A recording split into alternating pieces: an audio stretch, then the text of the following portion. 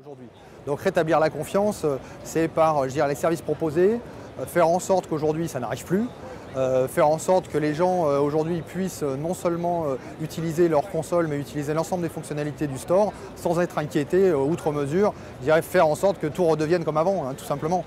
Après derrière, je ne sais pas s'il y aura des dommages ou autres qu'on pourra voir, mais beaucoup plus tard. Ça, on ne le sait pas, mais je crois que c'est plutôt une affaire légale et juridique.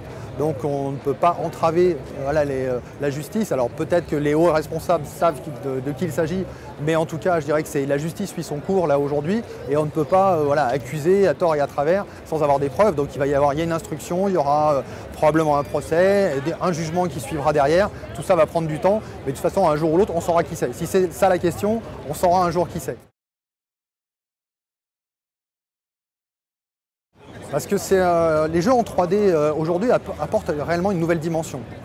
Alors évidemment on est au début, on est vraiment au balbutiement aujourd'hui de la 3D, il y a énormément de choses qui sont en cours de développement.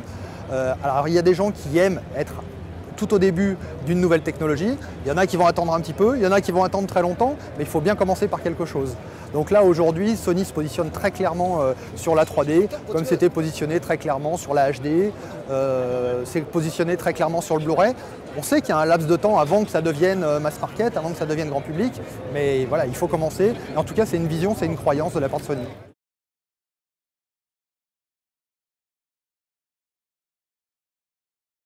Alors il est très clair qu'aujourd'hui avec les tablettes, les mobiles, aujourd'hui on joue à des jeux, on joue à des jeux, mais surtout je dirais on joue à des jeux pour tuer des temps morts.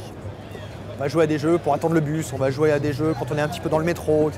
C'est pas le même usage. On va pas se parler du même usage et heureusement parce qu'entre un jeu qui coûte moins d'1 euro, quelques euros, et un jeu qui va en coûter probablement plusieurs dizaines, il faut qu'il y ait un gap important. Si on n'arrive pas à montrer que ce gap important délivre une expérience de jeu totalement différente, alors on aura perdu.